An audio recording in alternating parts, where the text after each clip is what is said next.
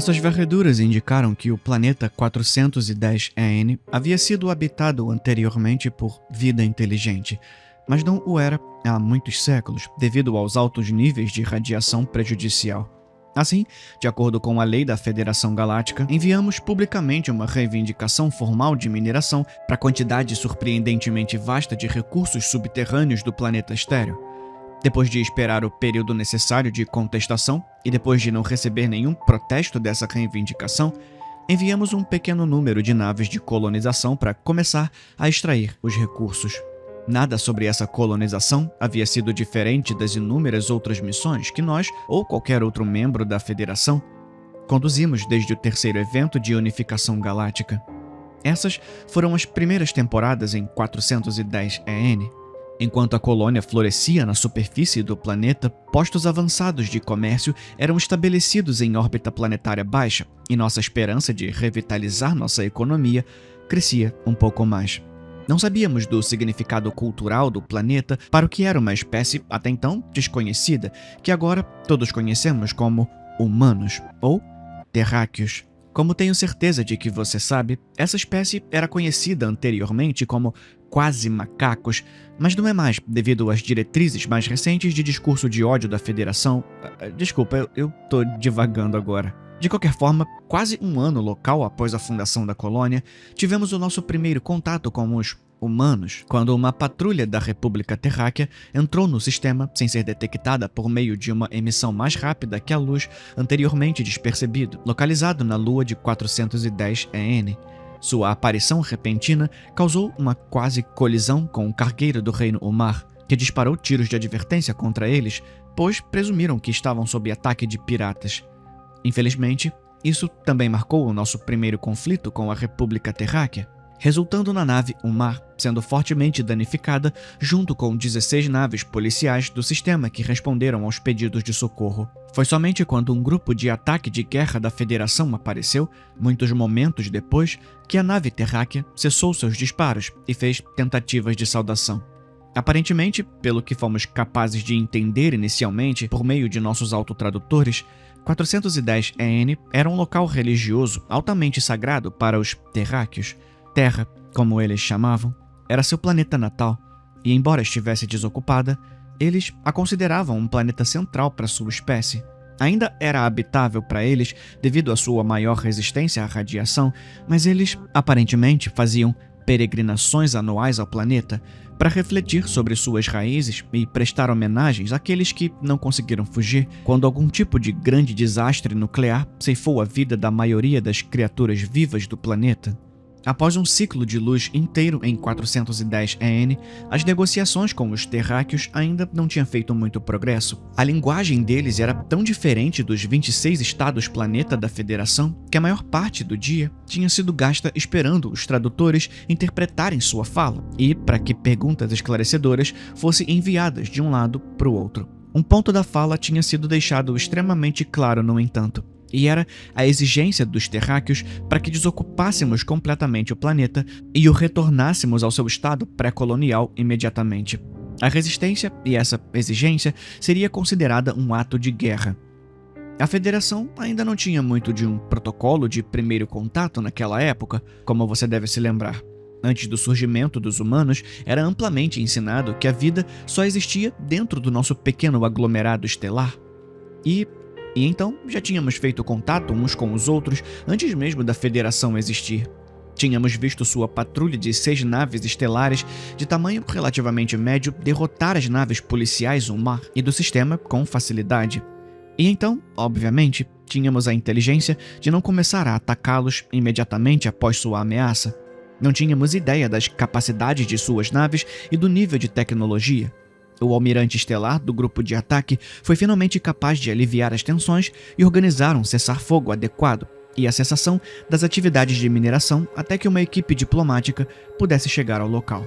Quando eles chegaram, depois de muitos momentos tensos e desconfortáveis, os terráqueos pareciam se acalmar, pois os tradutores indicaram uma mudança de tom mais educada e convidativa da leitura anterior ameaçadora e agressiva. Nossos diplomatas começaram a ganhar mais conhecimento geral sobre eles como uma espécie. com o objetivo subjacente de descobrir suas habilidades tecnológicas, o quanto eles eram uma ameaça para a Federação e se eles poderiam ser persuadidos a nos deixar ficar com o 410 EN.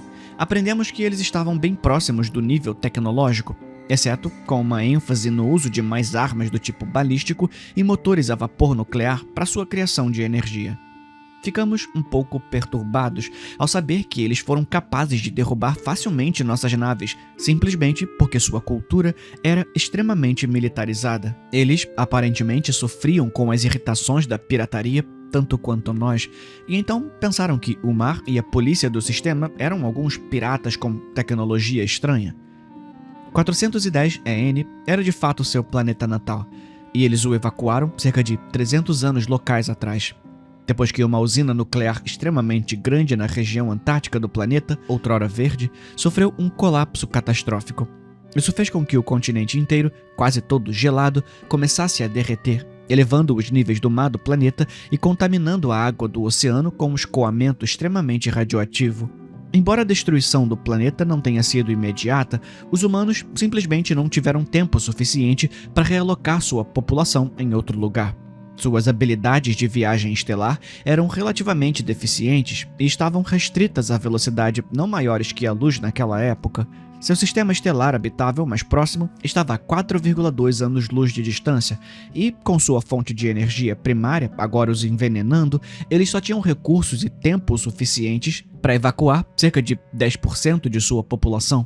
O restante morreu na Terra devido à doença da radiação ou à inundação mundial. Demorou mais alguns ciclos de luz locais para chegar a acordos, mas eventualmente uma lista extremamente longa de termos e condições foi estabelecida pela República Terráquea, que foi cansadamente aceita pela Federação. O destaque consistiu em ainda termos direitos de mineração sobre o sistema, mas apenas em um planeta vermelho menor no sistema, designado como 410 EO. Também poderíamos ter direitos de mineração em um nono planeta menor do sistema, já que os terráqueos não o consideravam um planeta por razões desconhecidas.